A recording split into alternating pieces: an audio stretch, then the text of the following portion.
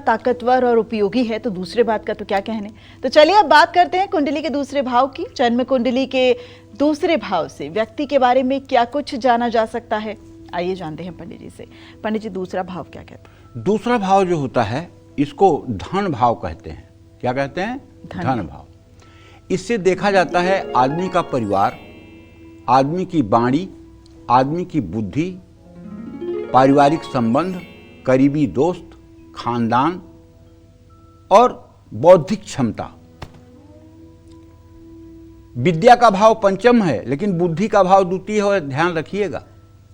हो सकता है किसी का पंचम भाव खराब हो लेकिन द्वितीय भाव अगर मजबूत हो तो ऐसा आदमी हो सकता है 8वीं तक पढ़ा हो लेकिन बुद्धिमान ऐसा होगा कि बड़ों बड़ों को पानी पिला देगा। तो कुंडली के दूसरे भाव का शरीर के अंगों से भी संबंध है, जैसे चेहरा, नाक, बाईं आंख, गर्दन, मुंह, दायां नेत्र, दाहिनी आंख, जीभ और इंद्रियां। कुंडली के दूसरे भाव की गतिविधियां धन धान्य खर्च रोग, आपका हुनर, मामा मौसी संपत्ति, पत्नी की मृत्यु और वाणी, सत्य असत्य, पति की मृत्यु, परिवार, प्रारंभिक शिक्षा, पड़ोसी और दान को दर्शाता है। द्वितीय भाव में चंद्रमा, बुध, बृहस्पति और शुक्र होंगे तो पक्का है कि ऐसा व्यक्ति निश्चित रूप से अच्छी वाणी बोलने वाला, अच्छी वार्ता करने वाला, अच्छे कुटुंब वाला और अच्छी बुद्धि वाला होगा। लेकिन अगर अकेला बृहस्पति होगा तो ऐसा व्यक्ति कितना भी कमा ले लेकिन वो सेविंग नहीं कर पाएगा, बैंक बैलेंस नहीं कर पाएगा। लेकिन अगर इसी द्वितीय स्थान में राहु हो जाए, मंगल हो जाए, शनि हो जाए तो खान पान का स्थान होने के नाते ऐसा व्यक्ति धुआं वाला नशा करेगा। अगर शनि और चंद्रमा की युति हो जाए तो मदिरा का सेवन करेगा। अगर शनि और मंगल और राहु हो जाएं तो जिंदगी भर मेहनत करते रह जाए लेकिन आर्थिक स्थिति कभी नहीं ठीक होगी। तो कहने का आशय है कि द्वितीय भाव से केवल धन ही नहीं, आदमी का खान पान भी, आदमी का परिवार भी, आदमी का कुटुंब भाव भी और पति पत्नी की उम्र का भी अनुमान सटीक ढंग से लगाया जा सकता है।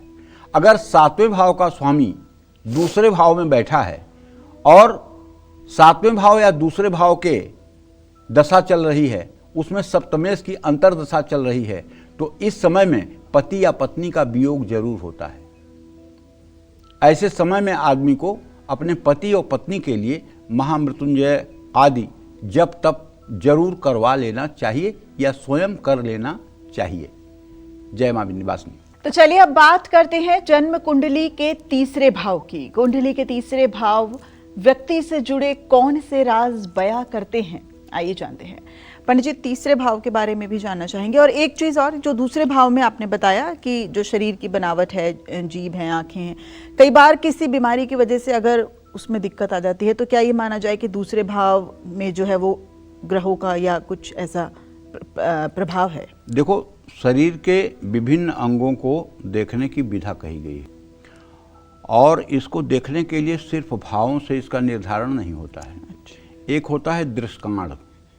दृष्टांत का मतलब होता है कि एक ही लग्न के 3 भाग, 10-10 डिग्री के 3 भाग, प्रथम दृष्टांत, द्वितीय दृष्टांत, तृतीय दृष्टांत, 3 दृष्टांत होते हैं। पहला दृष्टांत जो होता है वो मतलब कि सर के चोटी से लेकर के और वॉइस बॉक्स तक होता है। दूसरा दृष्टांत जो होता है, दूसरे दृष्टांत में जिसका जन्म होता है, जिसका मतलब कि 10 डिग्री के ऊपर और 20 डिग्री के पहले जिसकी लग्न होती है, उसका यहाँ से लेकर के और मतलब कि गुप्तांग तक, अच्छा, हाँ, ये स्थान होता है। अच्छा। और जिसका तीसरा दृष्टांत होता है गुप्तांग के नीचे और एड़ी तक, उसका स्थान होता है। तो जब इस प्रकार से आप देखोगे और किस दृष्टांत में कौन सा पापग्रह स्थित है तो उससे आपको पता चलेगा कि शरीर के किस अंग में रोग है और शरीर के किस अंग में लक्षण और तिल है, शरीर के किस अंग में किस उम्र में व्रण या घाव होगा, कब कहाँ की सर्जरी होगी, कब कहाँ का ऑपरेशन होगा, कब कहाँ चोट लगेगी। इसके लिए केवल भाव कुंडली को देख करके ये नहीं कहा जा सकता है कि अमुक व्यक्ति को अमुक स्थान पर अमुक कार्य होगा। अच्छा। इसके लिए दृष्टांत कुंडली का गंभीरता से अध्ययन करना पड़ेगा। ठीक है। ठीक है। तो इसके उत्तर में मैं ये कहना चाहता हूँ। जी। तीसरे भाव की बात करेंगे पंडित जी। देखो, तीसरा भाव को हमारे यहाँ सहज भाव कहा जाता है। सहज भाव के नाम से ये जाना जाता है।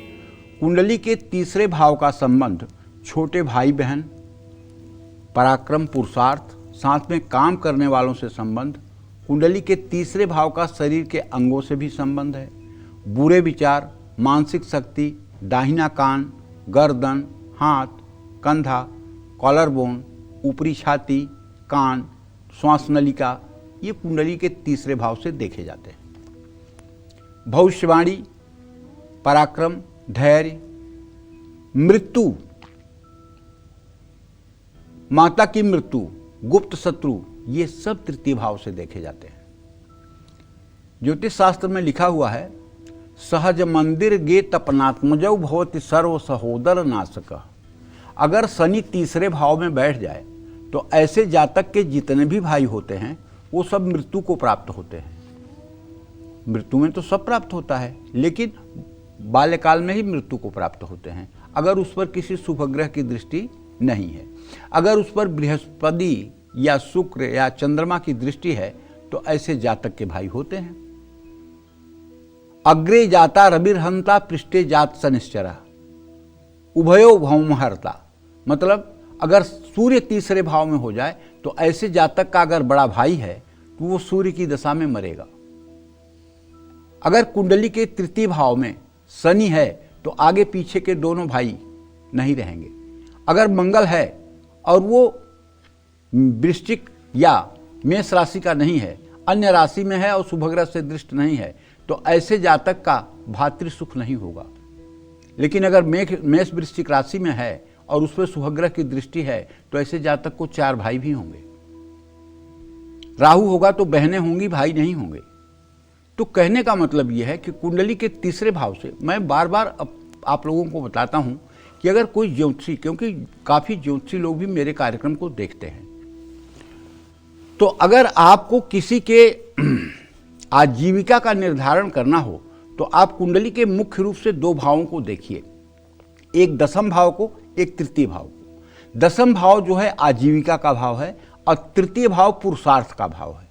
अगर आजीविका और पुरुषार्थ दोनों भावों का स्वामी मजबूत स्थिति में है, अपने नवमांश में है या उच्च के नवमांश में है या युवावस्था में है या कुमारावस्था में है या हर्षबली है या दिग्बली है, तो निश्चित रूप से ऐसे जातक की आजीविका श्रेष्ठ होगी। लेकिन अगर दशमेश तृतीयेश अस्त हैं, पाप पीड़ित हैं, क्षुधित हैं, कोपी हैं, खल हैं, ऐसी स्थितियां अगर बनती हैं तो निश्चित रूप से ऐसा व्यक्ति आजीविका के लिए पूरे जीवन दर दर भटकेगा। फिर दूसरी बात कह रहा हूं, चाहे जितना दुर्भाग्य हो, लेकिन अगर साधना के पथ पर लग जाएगा और किसी समर्थ व्यक्ति का मार्गदर्शन मिल जाएगा और श्रद्धापूर्वक उसका अनुपालन कर लेगा तो ये दुर्भाग्य भी सौभाग्य के रूप में परिणित हो सकता है। तो इसलिए साधना का अपने आप में बड़ा महत्व है। जय मां विंध्यवासिनी। तो चलिए अब जन्म कुंडली के चौथे भाव को भी जान लेते हैं। कुंडली का चौथा भाव व्यक्ति की सेहत, संबंध और भविष्य के बारे में क्या कुछ बताता है, आइए जानते हैं। पंडित जी, जैसे आप कह रहे हैं कि बहुत से ज्योतिषाचार्य और बधाई संदेश के जरिए भी बहुत से ज्योतिषाचार्य ने बताया कि आपके कार्यक्रम को देखते हैं, तो ये जानना चाहेंगे जो सेहत की बात हम चौथे भाव में कर रहे हैं, कुछ हमने पहले और दूसरे में भी कुछ देखा, हमने कुछ सेहत की बात आई थी, तो फिर अब इसमें कैसे अनुमान लगाया जाएगा कि कौन सी सेहत? ऐसा है, चतुर्थ भाव शुद्ध रूप से माता, भूमि, भवन, वाहन का भाव है। अच्छा। इससे मूल रूप से जो देखा जाता है, माता, माता का स्वास्थ्य, माता का रूप रंग, माता का कुल, ठीक है, ये देखा जाता है। माता को होने वाले रोग, वाहन का सुख, भवन का सुख, घर का सुख, मंदिर बनवाने का सुख, ये सब चीज़ें चतुर्थ भाव से। और आदमी की यश कीर्ति, आदमी की लोकप्रियता, ये चीज़ें देखी जाती हैं चतुर्थ भाव से। मूल रूप से इतना ही देखा जाता है। जहाँ तक अंगों की बात है तो देखो दिव्या, अंगों की बात तब शुरू होगी जब दृष्काण कुंडली आप बनाओगे। जब दृष्काण कुंडली बनेगी, कौन से दृष्काण में व्यक्ति का जन्म हुआ है, तो चतुर्थ भाव किस अंग का प्रतिनिधित्व कर रहा है। जैसे चतुर्थ भाव किसी की कुंडली में दाहिने घुटने का प्रतिनिधित्व कर रहा है, ठीक है, और उस समय पापग्रह की दशा चल रही है, तो ऐसे आदमी का लिगामेंट उस समय टूटेगा। लेकिन अगर आप बिना दृष्काण कुंडली खोले और किसी को बता दें कि आपको ये बीमारी होगी और इस अंग में होगी, तो ये बात मिथ्या होगी। उसमें गहराई तक जाना पड़ेगा। ठीक है, बिल्कुल। प्रायः चौथे भाव से इसको मतलब कि सुख भाव कहते हैं, मातृभाव के नाम से भी इसको जाना जाता है। कुंडली के चौथे भाव का संबंध भाव का शरीर के अंगों से भी संबंध है, लेकिन मानसिक शांति, चेस्ट, हृदय, फेफड़ा, पेट, ये कुंडली के चौथे भाव हैं।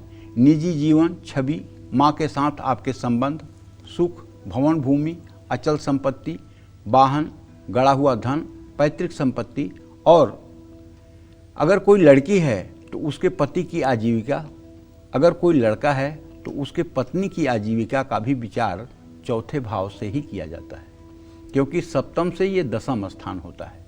इसलिए अगर कोई लड़की है तो उसका पति क्या करता होगा, कंप्यूटर इंजीनियर होगा कि आर्किटेक्ट होगा कि मतलब कि बढ़ई का काम करता होगा कि मजदूर होगा, ये मतलब कि चतुर्थ भाव के ग्रहों को देख करके निर्धारित किया जाता है। ठीक है, और अगर इसी तरह से किसी की पत्नी है तो उसके बारे में भी विचार किया जा सकता है।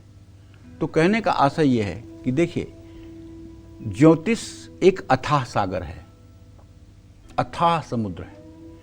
मुझे ज्योतिष करते हुए 50 साल तो हो ही गया, 50 में तो कोई कमी नहीं है, लेकिन मुझे लगता है कि अभी मैं ज्योतिष के समुद्र में 1 फीट पानी में घुसा हूँ, इससे ज़्यादा नहीं घुसा हूँ। 50 साल के बाद, 50 साल के बाद, क्योंकि जब जब किसी नए ग्रंथों का स्वाध्याय और अध्ययन होता है, तब तक कोई नई चीज़ें दिमाग में क्लिक कर जाती हैं, नई चीज़ें क्लिक कर जाती हैं।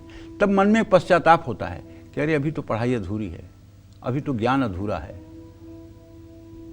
अभी तो बहुत कुछ सीखना बाकी है, अभी तो बहुत कुछ नहीं जानते हैं।